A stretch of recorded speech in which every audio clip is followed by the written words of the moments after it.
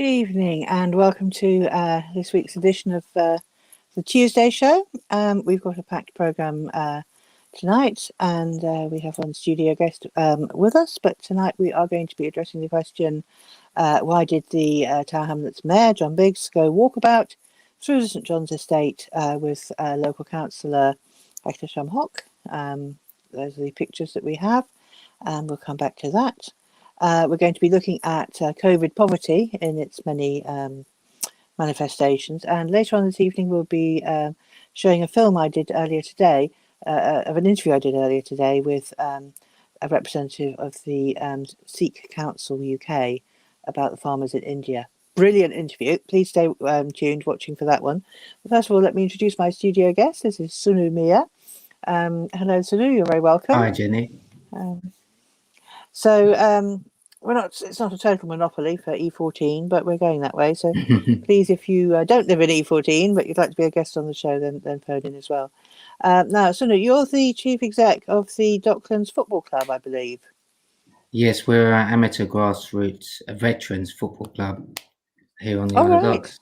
Yeah, so we're all 35 plus. We play the Inner London Football League. It's a 35 vets league.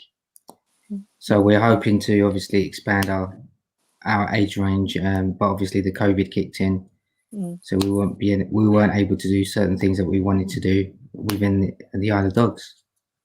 Well, as I usually say at this point, if you're watching, dear viewer, and if you'd like to give us a ring, then please do so. Our number is 0208 12345.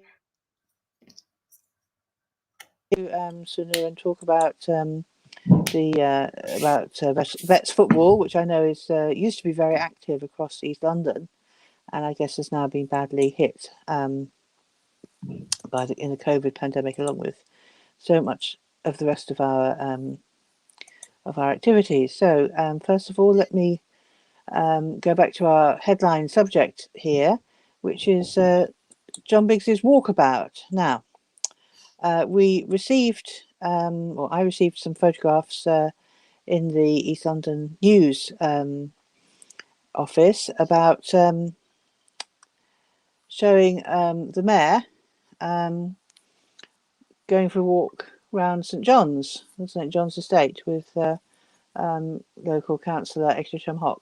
On the left there, we have the two of them stood together. The person who sent in the photographs believes that they came out of the door of a block of flats just behind them there, which we believe is where Councillor Hock actually lives. It's not quite so easy to confirm that because the councillors' declarations of interest these days don't give their actual addresses, just their areas. So Hector Shumhock has declared he lives in the Isle of Dogs, and John Biggs is in Wapping. Now, why this was of interest to us was because the COVID rules currently in force do say stay home, don't come out, except for a small number of reasons, and don't come out with people that are not from your own household. So as you could see from those two photographs, they seemed to be together as they came down Galbraith Street, and then they went into Launch Street and happily walked along the road together without social distancing, without masks, although we're not at the position where masks are compulsory in the open air. At the same time, you're not supposed to be going around with people who are not in your household or support bubble. So we thought, well, these are photographs. We knew people were phoning in, were asking us what was going on. So we, of course, emailed the council, the press office, with copies to the mayor and Councillor Hock, asking them to give us a statement, asking them to come on the show, and we have had no reply. So I don't really know what to infer. So, no, how do you feel about the mayor going for a walk around? I mean, it could be a good thing. He's just having a look at the island. It could be a genuine reason, good cause, but obviously everyone has to follow the guidelines, and there's no difference between yourself, me, or Councillor Mayor Biggs or Councillor Eastham in not following the protocols.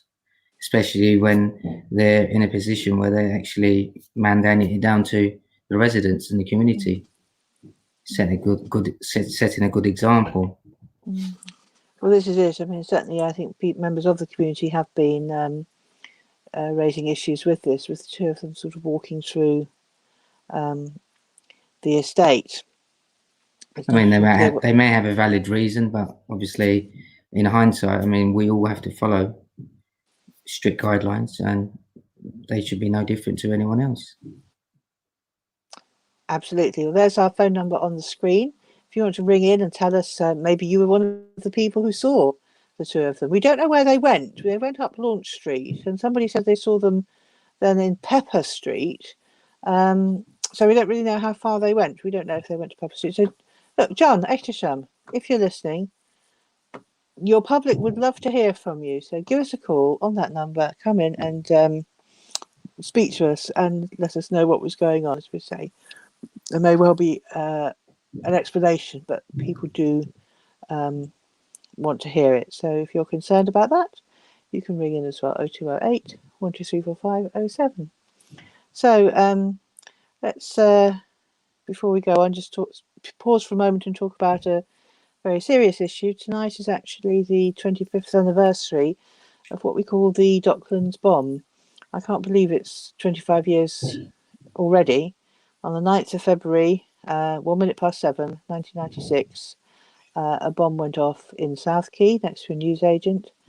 It caused a great deal of devastation, and it was only when the emergency services were able to move into the area they found that, in fact, 2 people had died. Initially, we hoped nobody had lost their lives, but 2 people were, in fact, found in the newsagent just by the car that had exploded. Inan Bashir and John Jeffries both died, and over 100 people were injured that day, and a lot of people. The island was cut off. I remember looking out of I was at work in Mile End that day, and I remember I was going to work late, and I just had this strange feeling, and I came home. I stopped work, I came home, drove past Limehouse Police Station, where there was a group of protesters campaigning against the dangerous dogs bill that was going through at the time. I drove along Marsh Hall past South Key about 15 minutes before the bomb went off, and drove home. And I remember my block shaking side to side when the bomb went off. You remember the bomb as well, Sunu, but you were not actually on the island at the time. No, I actually was living in Clichy Estate, which is just off Sydney Street at the time.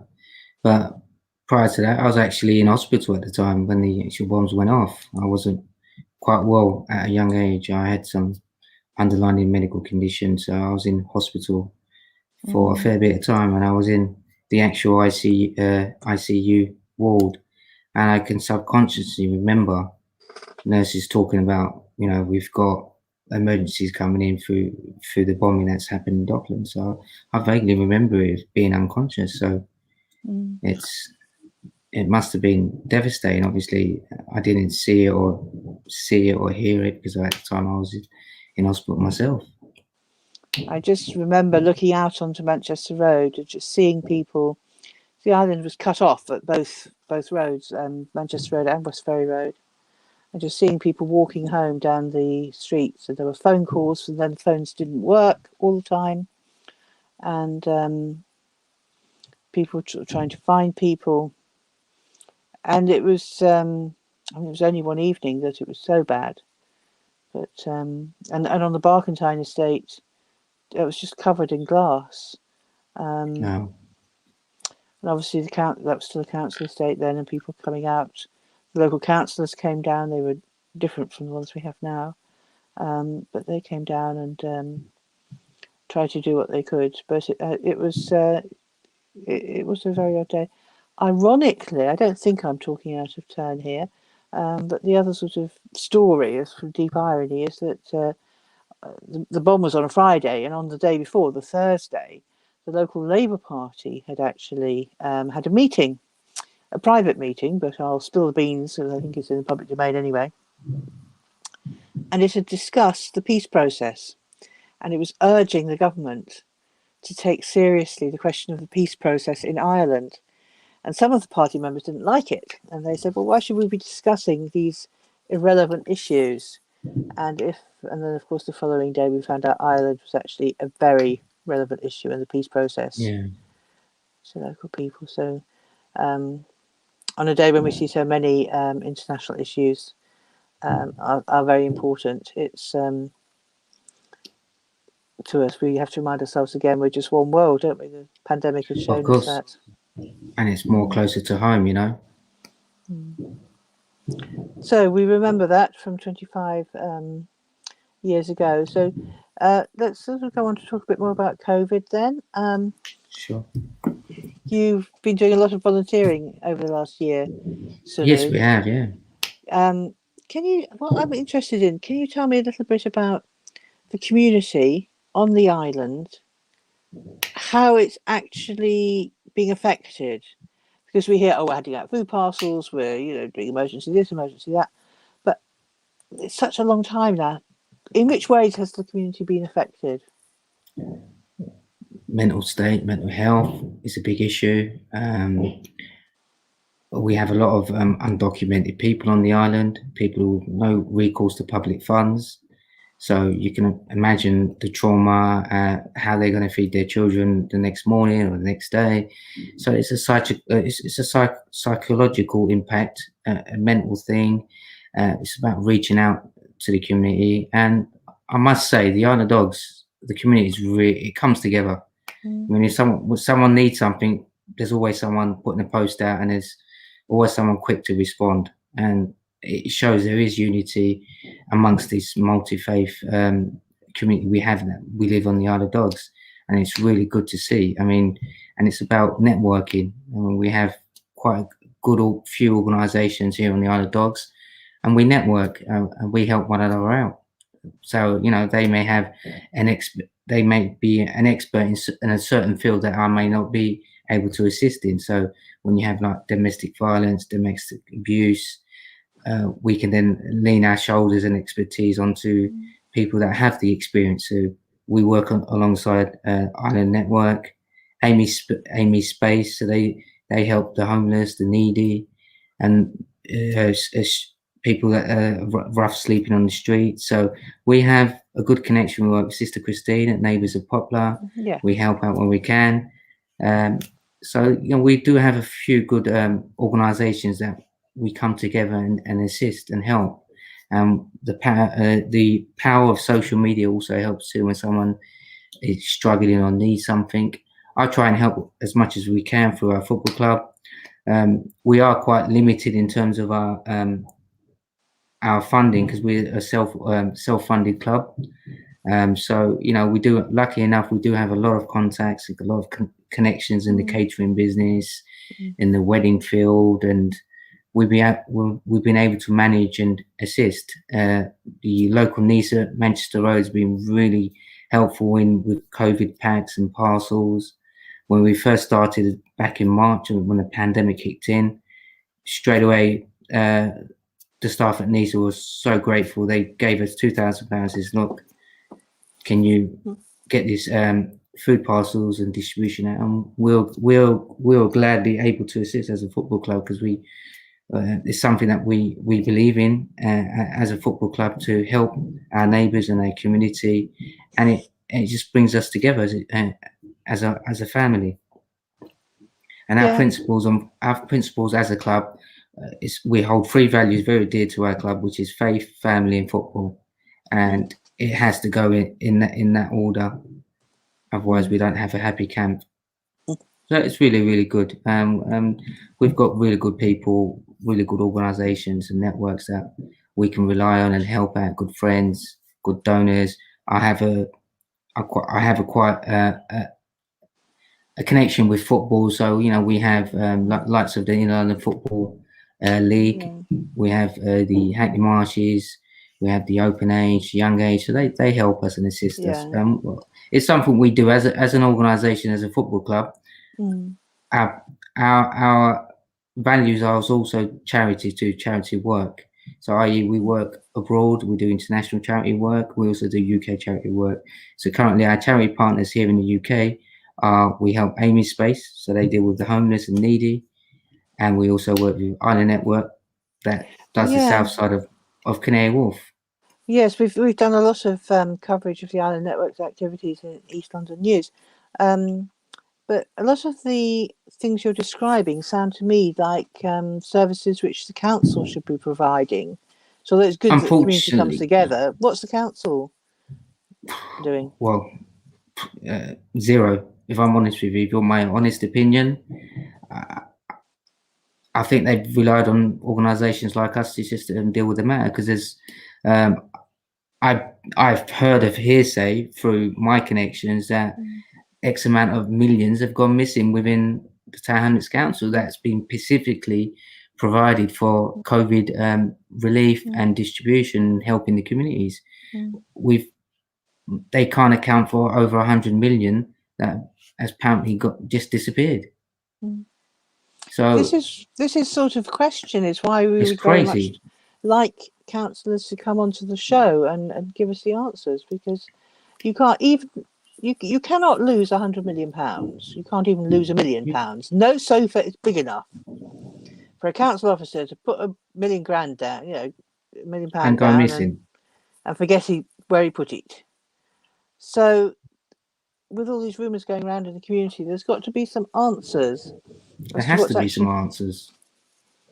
But whether we'll get that is another question, because I feel sometimes some of the councillors are low above themselves. I've had so many requests from councillors requesting to join our distribution, come with us, and I've clearly said if you're coming as a human capacity, as a normal individual, great. But if you're coming in terms of your position as a councillor, then unfortunately, sorry, we don't entertain that, because we're not here to actually limelight yourself. It's actually getting the need to the community. So I've had so many requests. I'm not going to mention names from specific councillors requesting to join our distribution, and I clearly said, if you're coming in a human capacity, absolutely not a problem at all. But if you're coming as an MP or a councillor, then we unfortunately don't entertain that as a football club, because our values we stick to our values, because we're a community-based football club, and we will not exist if we didn't have a community. There's a slight clicking noise coming from somewhere at the moment. So that was me with my pen. Sorry. Okay, it's difficult doing these broadcasts because noises do get amplified. I usually get told off for clicking in an unwarranted fashion, but I'm glad it wasn't me tonight. So yeah, I mean, on that point, Jenny, it'd be great if the council could actually locate where they've misplaced the money. So because this money is specifically given by central government. I believe that we were given the second highest COVID figure distribution amongst all the London boroughs, but they can't account for over 100 million where it's gone. Okay, well, we do seem to have a call coming in. I was waiting to hear a ringing noise, but Hi. Oh, hello. Who's that on the line? I'm just calling from the Dockland, actually. Can I speak to Sunu by Sunu Dada? Hi, Assalamu alaikum, Malik Bhai. Yes, this is one of the key volunteers for Island Network. I just want to tell you, because you guys are doing very good job. We only learn from our elders and our peers. Yeah, but brilliant. But I just want to concern, but why join Island Dogs without mask and no social distance? That's, bit concern. Well, we don't know. We keep asking John Biggs to come and explain why he went out. I mean, he must have a reason. He should have come down and should have told us why we're doing this kind of things. Do you think we need John Biggs to be walking around the island at this time with this COVID? No, really. Okay, so John, if you're listening, here's one of your voters saying, please stop walking around the Isle of Dogs. If you want to know anything, bring us up or send us an email. That's it. And the same to Councillor Hock as well. So, but he may have just been going shopping. Malik, thank you very much for your call. If there are any other callers, bye-bye now. Take care, Malik. Bye. phone us on 0208 1234507. So yes, we're still waiting for an answer on that, and now we're waiting for an answer on the funding as well. And another issue of COVID poverty, of course, is it's not just the food, is it? There's all sorts of other things, and in particular, I don't know if you have any contact with any of the schools locally, or parents of any of the children, how they're managing with all the schools on the island closed to most people. Oh, there's another call coming in. Hello, caller. Can you hear us? Yes. Hi, can you hear me? Yes. Who's calling? This is Mr. Abdulaziz. Mr. Aziz. Hello there. How are you?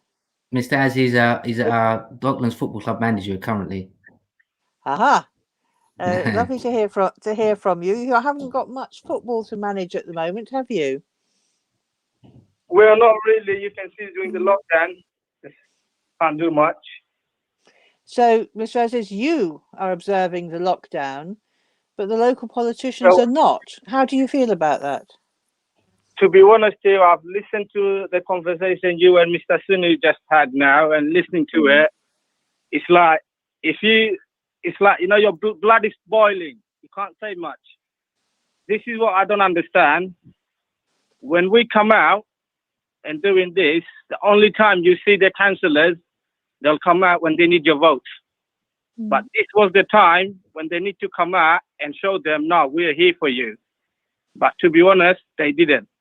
Where we grew up since little kid in that community, we thought, nah, this is the time, to give something back to the community, like what they're giving us when we grew up. But reality, the council should have been doing this. No fund, nothing. As Mr. Sinu did say that, we started off helping out our elderly and vulnerables from our own pocket. Then slowly, we had little other small businesses and little helpers coming out from every corner to help us out. But not a single person from council didn't come in and approach us and say, okay, boys, what you've been done, okay, forget about the past. Now let us help you out, give you something that you can help the community. So, Mr. Aziz, if the council's listening, if councillors are listening, if the mayor is listening, what would you like to say to them? What would you like them to do tomorrow morning? You know what? If they did, like Sunu is one of the head, he's been organizing everything from day one, right? And I would love them to contact Mr. Sunu and said, here we go. We can't come out lockdown since you've been out. Take this. This is the fund we can give you. Help out as much as you can. Or even if they did something for the community, they came out, did the distribution themselves, showing that they do care for the community.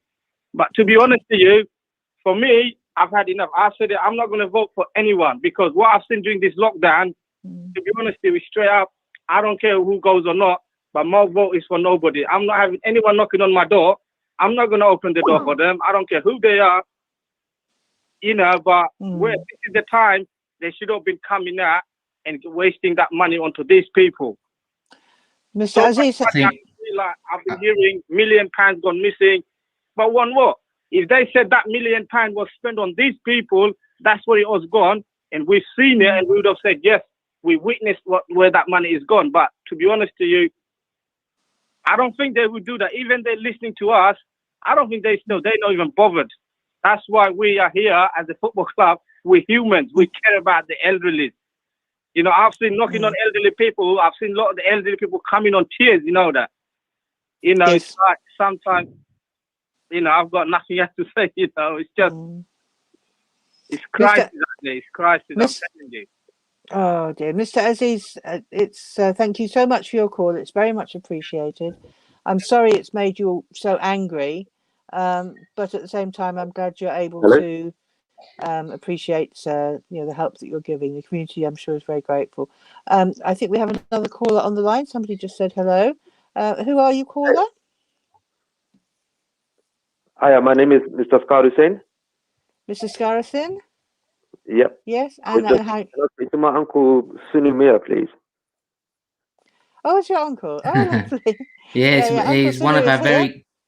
He's one of our key volunteers. I mean, if I was to call him at 2 a.m. and said we've got to go get a wheelchair like we did the other night for an elderly lady on the island, he'll wake up and say, "Let's go, Uncle. let's go and get it. He's very dependable, always reliable. He's always put the community first. He's a great lad, great to work with him. He's also doing a sponsored run, helping with Lonely Orphans. So yeah, he's an amazing chap. You are very a inspirational to others too.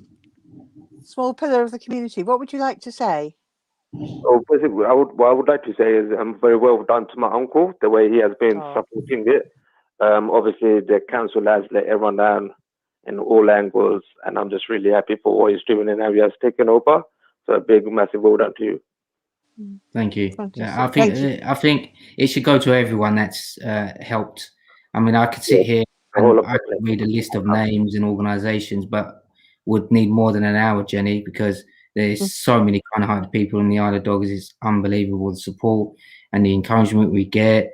Like I say, when we're short of funds, when I put a snap out or a message on Facebook or Twitter, money comes.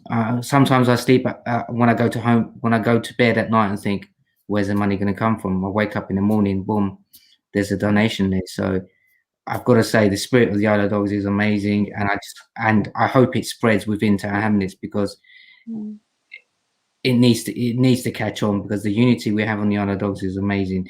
We don't differentiate between race, creed, color, religion.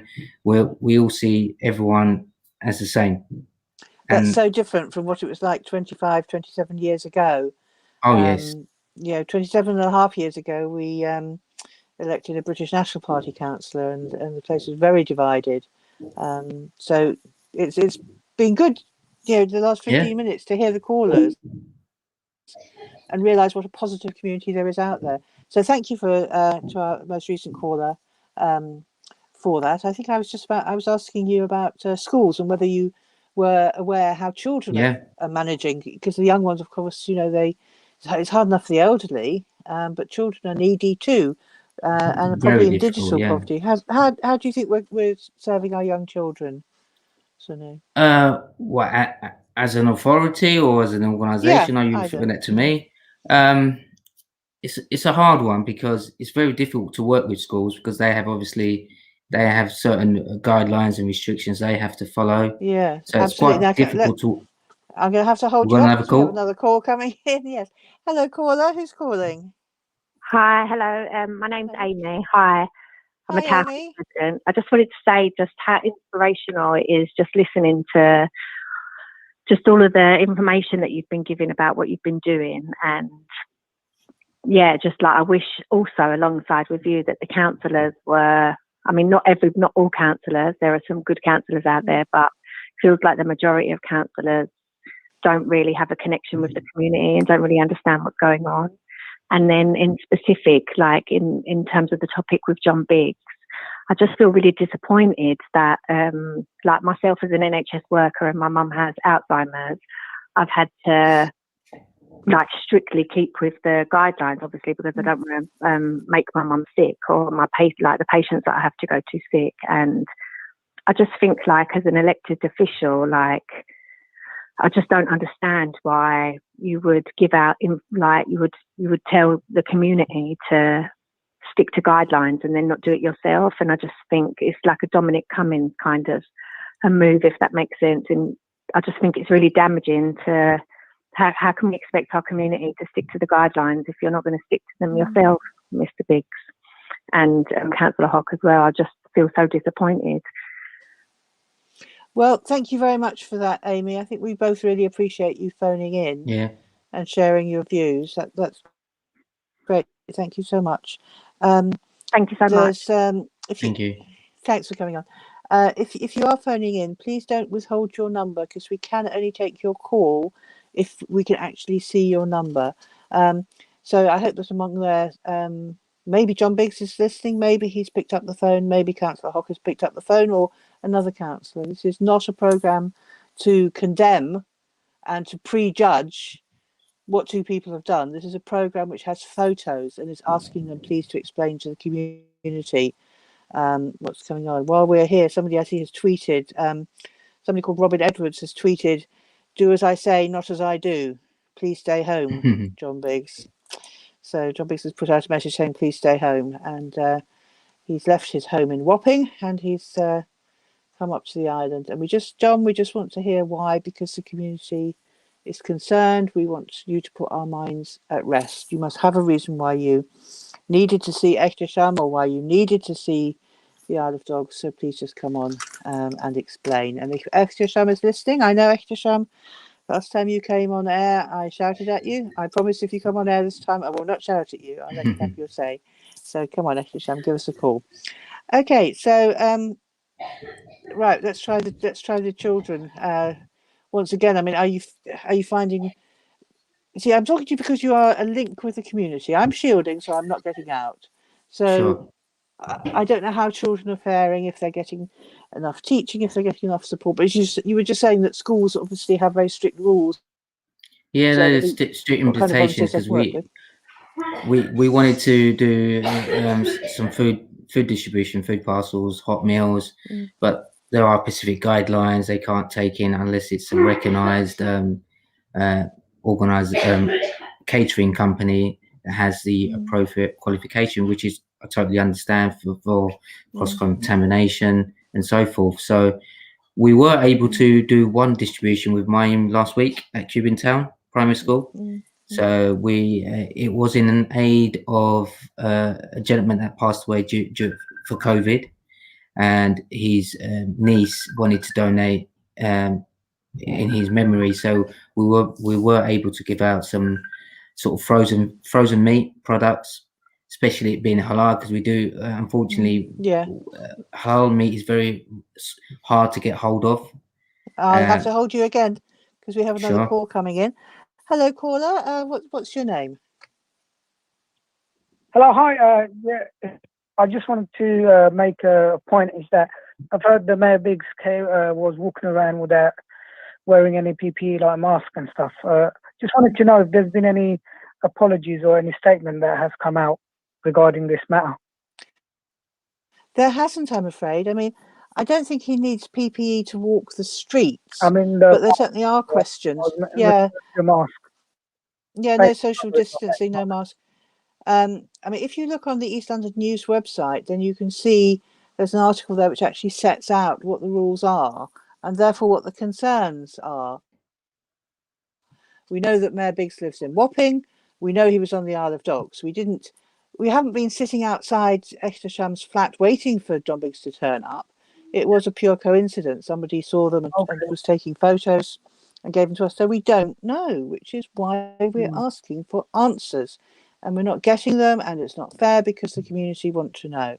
So we're stuck, I'm afraid. So it's obviously something that's worrying you. No, it's just one of them things. Obviously, the situation now is we've been told to follow the guidelines, and it's not good. Set a good example from if the councillors are not following them guidelines. You know, it's just setting a standard for other people, where people are getting fined for not wearing a mask or going to the shopping centre or not being allowed. It's just that setting example.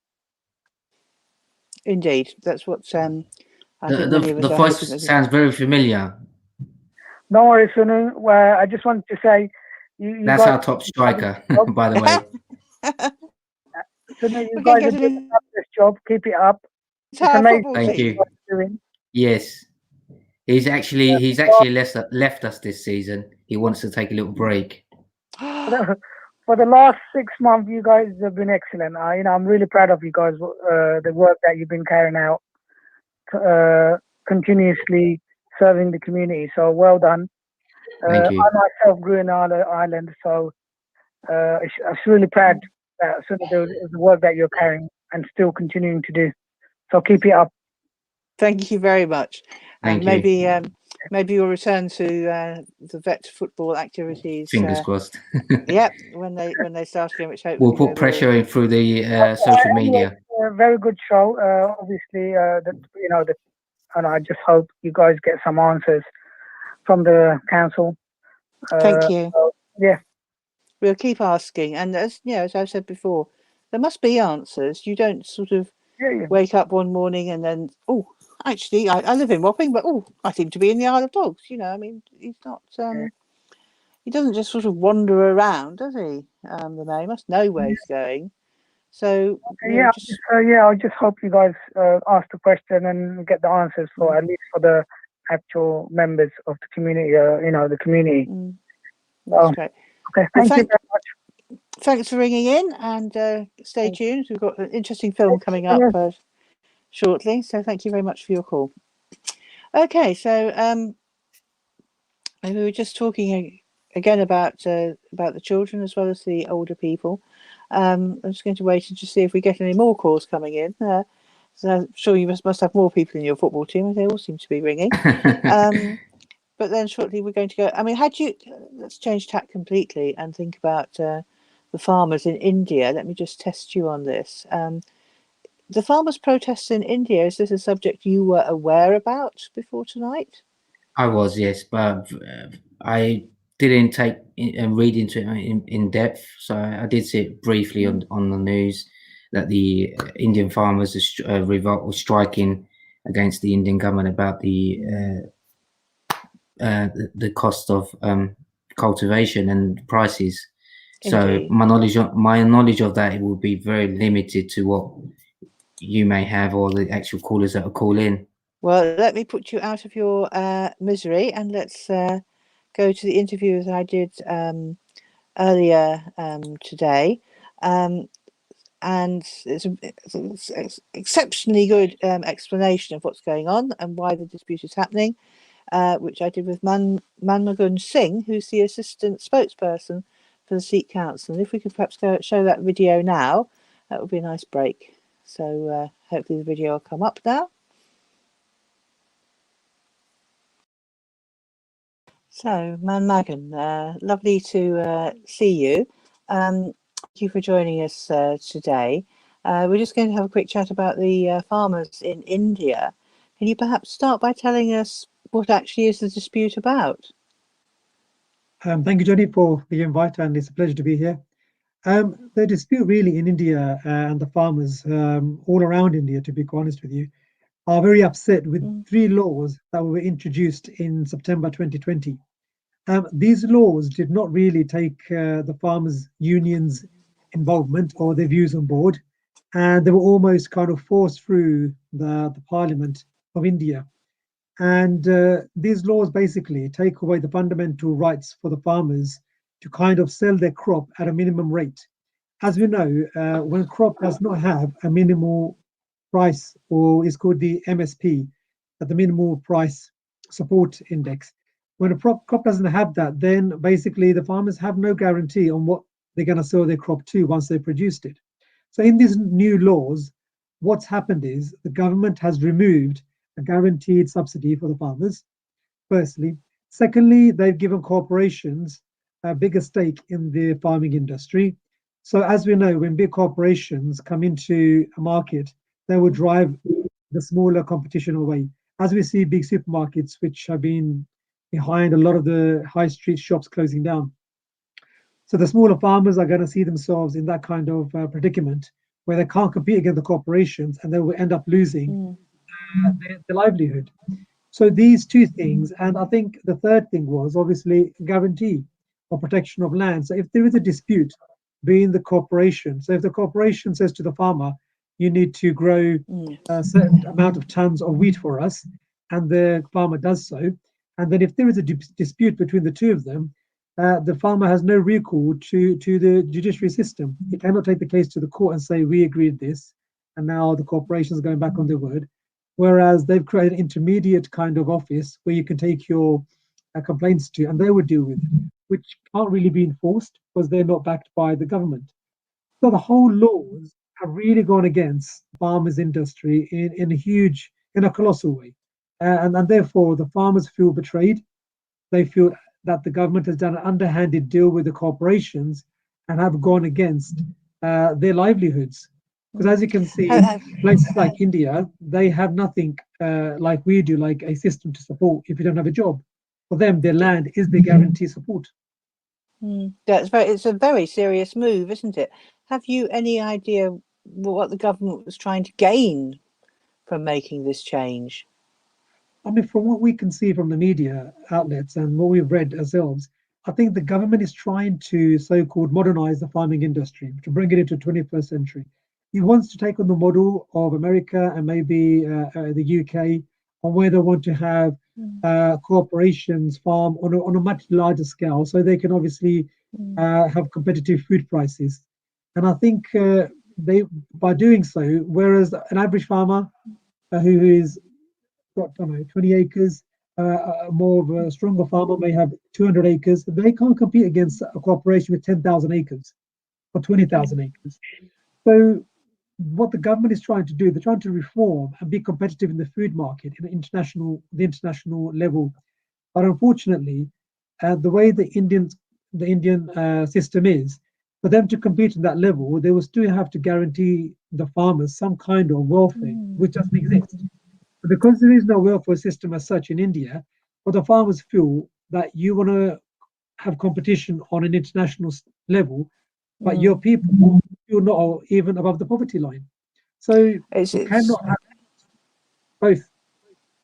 No, I mean, I think if anything, we were always a bit dubious about competition before, and now we've seen the pandemic, we can see just how invidious competition is. And India is a big country with a big population to go hungry. So clearly the 70%. Farmers, yeah, 70% of Indians do farming.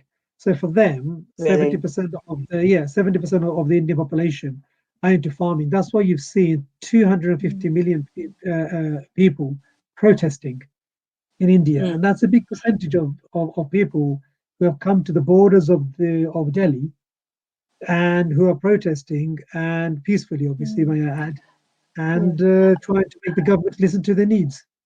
I think some farmers have actually set up camps in the areas around Delhi so they can keep going into the capital and doing their protests, haven't they? And the government, what other support have the farmers had within India? Is the population behind them, or are they on their own? Now you're finding that all kind of unions, whether they're laborers, unions, whether they're even people within middle class, they are wholeheartedly behind the farmers, and they understand the farmers' plight, because a lot of the system runs on them. A lot of the other industries are running on the back of the farmers. So a lot of the middle class and a lot of people do own land in India as well. And a lot of people in this country who have obviously left India, I mean myself, we still have land in India. We have heritage links, or family links.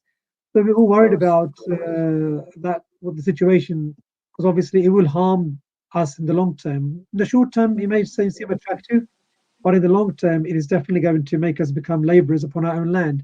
And the little bit of independence that you have, you will lose. And the government has reacted very strongly, very harshly to the protests, I believe, both in terms of turning off the internet around Delhi and using water cannon on the protesters. And also some international celebrities have now spoken out. I believe Rihanna and Greta Thunberg have both tweeted in support of the farmers, only then to see their effigies being burnt by pro-government demonstrators, and a host of people coming on television calling them all sorts of dreadful names. So, and I also heard, during the actual vote in Parliament you referred to in September, microphones were turned off from people who were supposed to be saying what their vote was. It was all utter chaos. Is the government really under pressure and disorganised, or is it just going to hit back even worse? It's the nationalist government, and I think they've got a nationalist agenda. And there was no qualms in saying that they are doing the same thing what the Nazis did when they were in power. They're trying to silence any people who are raising any kind of voice against them. They are favoring those people who are making their national agenda stronger in India. As you can see, a lot of the time when people are being the voice of reason is being silenced. As you've said, when celebrities who are independent, who are non-biased, have raised a genuine concern, they've been seen enemies of India. How insecure can you be as a country? It just shows that if you're confident in what you're doing, you do not take such action. But the fact that you're having to defend yourself against every bit of commentary down upon you, whether it's on Twitter, whether it's by, like you said, celebrities, it just shows that you have no faith in your own existence. and that's why you're feeling threatened. And I can't say we've heard a lot from other countries in the world about commenting on the actions, and we've heard a lot about Burma, and obviously that military action, it cannot be supported, and we've heard a fair amount about some other countries at the moment, and in COVID and stuff like that as well. But you've now written to Dominic Raab. I mean, what does the Sikh Council feel that the UK government has done, and what are you trying to get them to do now, and what are you trying to get support you're trying to get from other countries? As you know, we're quite prominent in terms of contributing to the economy, and obviously doing a lot of charity work within the community, because we feel this is our home and we want to contribute in a positive way. However, we do feel that when it comes to us raising concerns about our fellow brothers and sisters or our community in India, especially in the Punjab, the government has a double standard. And I think Dominic Raab has not really supported the cause full-heartedly. I think obviously due to Brexit, Britain is trying to secure its trade deals across the globe. However, you cannot undermine human rights abuses. Like you've said quite rightly, if Burma is an issue, if Hong Kong is an issue, then why isn't India's human rights abuses an issue either? How are they being left on the sideline and being ignored? It's sheer hypocrisy on how we see it. And I think this is the downfall of the present government, that they're not seeing what's going on, and they're not. And there could be a lot of pressure that the government can apply here. At the end of the day, we're not saying don't do trade deals with India. Do them. However, use your influence as well. Use your influence in a positive way. Be the voice for us, and obviously use your connections within India to ask them to negotiate with the farmers. And I think we have the right to ask that, from our own government. You need to speak as our representatives and apply pressure. So we have been to the government, to like you said, Dominic Raab, done several tweets on this matter upon our account, and also we're talking to Keir Starmer as well, of the Labour Party opposition. And again, we've got an all-party parliamentary group that's also raised concern as well and written to the government as well. So a lot of Which parliamentary group is that? Is that just one on the farmers issue, or a more general one that's picked it up? It's on the farmers issue and upon human rights abuses which goes on in India. So they're called the All Parliamentary Parliamentary Group, APPG, and they actually having a meeting today as well upon the Jaggi Chauhan case. A Sikh activist who went to India to get married, and he isn't, and then he got arrested, and nothing's been filed against him, and he's been languishing in the prisons for almost over 3 years. So it's quite a sad set of affairs that India is getting away with huge human rights violations, and our government is just not doing anything. And for us, it's quite disheartening. Indeed. It's the downside of doing these interviews, is that quite often it's passing on disheartening news, but we will try to keep following it. Thank you very much for coming on today and giving us such an excellent, concise insight into what's going on, and we will very much do our best to help support you and get some justice for the farmers and for the people who rely on them in India. So thank you very much. Thank you. Well, I hope you enjoyed that as much as I did. I mean, obviously it's a sad subject, but it's I thought it was such a good speaker, and we've had some comments coming through on social media saying what an excellent speaker Mr. Singh was. So I hope you found that enjoyable as well, Sunu. I'm just saying we're coming towards the end of our program, but it's not over yet. So if anybody else wants to call in, there's just time. Please remember, don't call from an unknown number. Don't withhold your number. We won't broadcast your number, but we do have to have it. 0208 12345 07. That's the number if you would still like to call. And I just want to sort of throw in some other points now as well. I wanted to say that I've been looking at the comments. That's what I wanted to say. I found them. I've been having problems with Facebook all day, I'm afraid. But I've looked through the comments now. Excellent crop of comments. Thank you very much. the comments on our Facebook page. And one of our listeners was saying, please, can we put some more emphasis on mental health awareness? I don't know how much time we've really got to do that, but also on the comments, I see that our good friend on this program, Shubo, has also been listening, and he has actually posted the contact details of the Dockland Victims Association. And that obviously is an organisation which will support people who are feeling that the second lockdown or the third lockdown, whatever we're on now, is actually getting to them. It's difficult to cope with it. So hopefully that's a question asked and answered within that comment thread. And thank you, Shubo, for coming on and posting those details. I think a lot of people are finding it harder to get through the third or the current lockdown. It seems to be more draconian, somehow harder to get out. And hopefully that organisation will help. Have you found any particular mental health needs in the communities or any supportive organisations?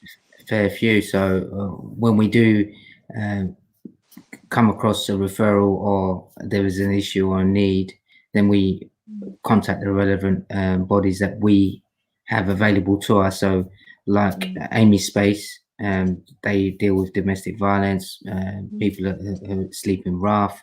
So we refer it over to Amy Space for their expert volunteers to come on board and have that one-to-one, and they just need someone over the phone to actually befriend them, because when they're locked in the house and they're isolating, it's very difficult for someone who's vulnerable, who may not have any family.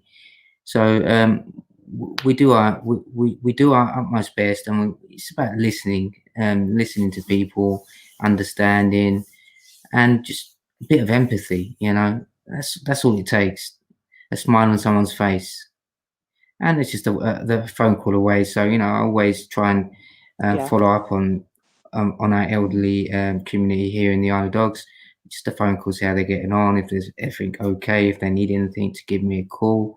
Funny enough, I've had social services from the local authority call me and say, can you help this local family? They have no food. So I'm like, okay, you're the actual social service council authority, and you're calling myself, and you found me through Facebook. It sounds like a good just as well. Which we do have it's another shocking, caller. It's crazy. I've never said no. We've always helped wherever we can, whether it be with food parcels or absolutely. We've got medication. We've got another caller, Sunu, so we need to talk to him just in case it's John or Esjan. Hello, caller. Who are you? Hello, hi. My name is Jai Chaudhary. Mr. Chaudhary, hello there. What would you like to say to us? Yeah, just want to say something. I've just shown our mayor, John Biggs, and one of the guys here going around without any mask or anything. I just want to make a point, because this is one of the worst area, and we are asked to not to see any family, not to going out anything, not see anybody. But our mayor is going around. He lives in Wapping, and what is he doing in Dockland? He's not wearing any mask, and he is going around with people not in his family. So what sort of role model is providing, and why isn't, it's been on the media, people are talking about it, and we haven't heard anything from him yet. It's an issue of great concern, isn't it? We don't know. I know that, because listen, we are asked to stay in the family, not to see our family. Even we can't see our son or daughter who doesn't live with us. And this, our mayor is coming to spending time with people that are not his family. That does seem to be the case. Sorry? That does seem to be the case, doesn't it? From the photos. Yeah. So that's why we need him to come on. And from the photo. The photo clearly says the guy he's with is not his family, is it? No. Well, not as far as we know. you know, maybe the two of them have just got married. I don't know. We need to find. Well, we probably haven't actually, because that wouldn't really work out with um, the situation. But you know, I keep saying that John Biggs didn't just walk onto the Isle of Dogs accidentally.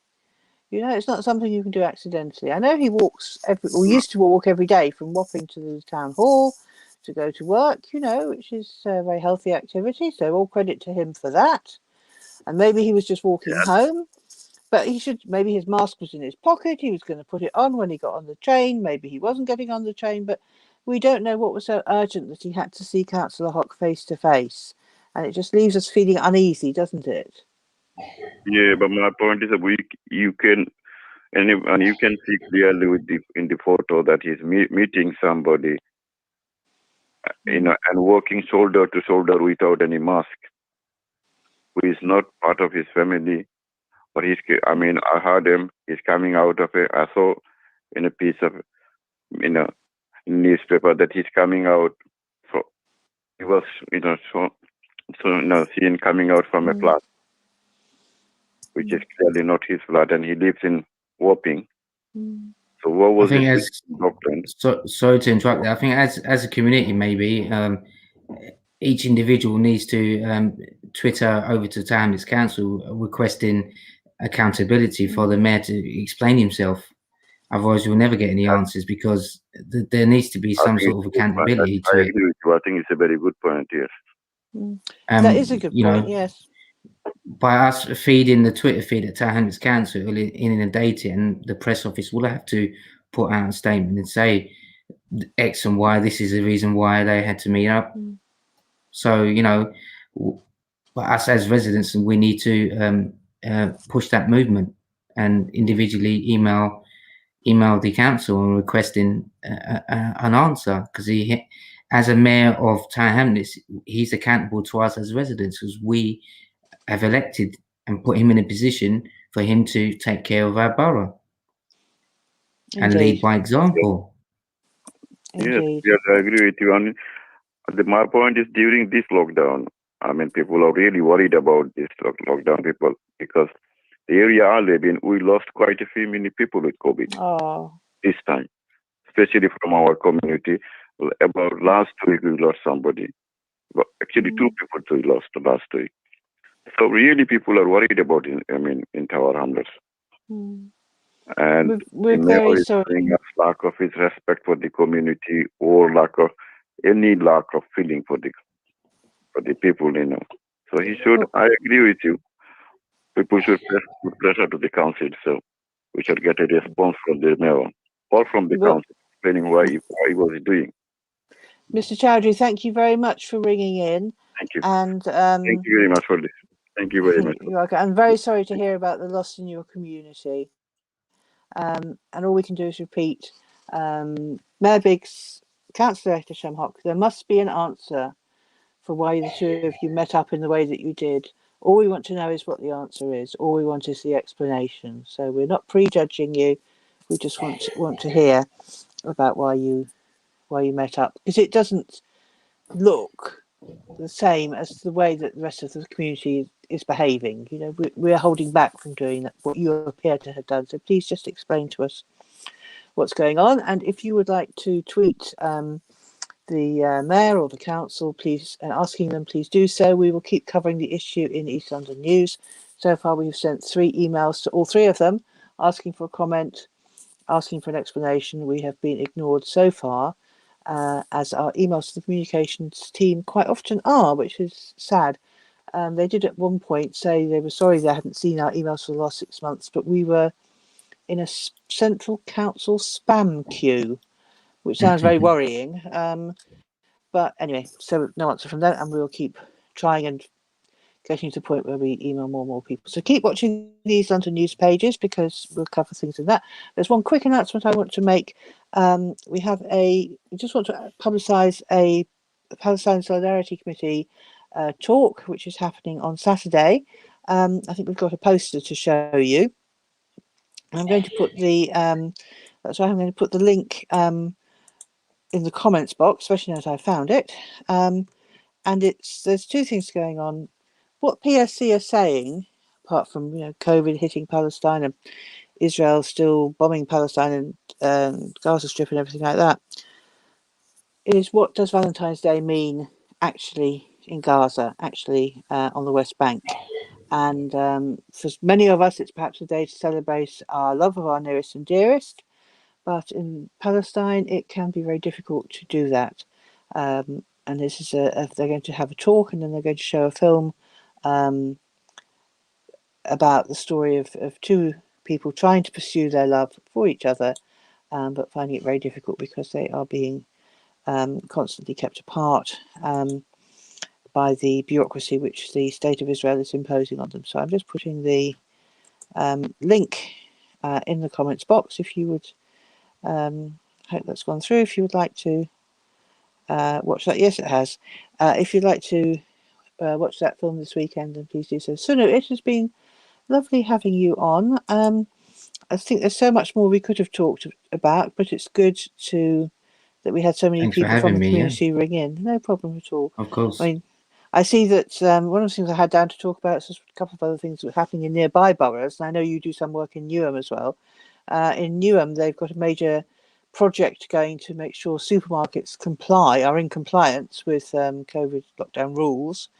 And Hackney is interested. They've introduced fuel vouchers, so they're not only looking at people having enough to eat, but also actually, particularly in this cold snap, actually keeping warm as well. So there's a lot going on of interest in neighbouring boroughs and in Tower Hamlets. We want to hear from the mayor, we want to hear from Councillor Hock, and we want them to go looking for the COVID money and tell us what it's been spent on. I think that must be it. Keep up the good work. You're very welcome. Keep up the good work, and I hope you get back to the football very soon. Thank you. Thank you, Jenny. Take care. And you and everybody else, thank you for watching. Go take care as well, and we'll see you next week with a whole new set of topics, or maybe it'll have to be the same one again. Hopefully next week we can bring you the statement from the mayor. But keep watching, and we'll see you again next week. Thank you and good night.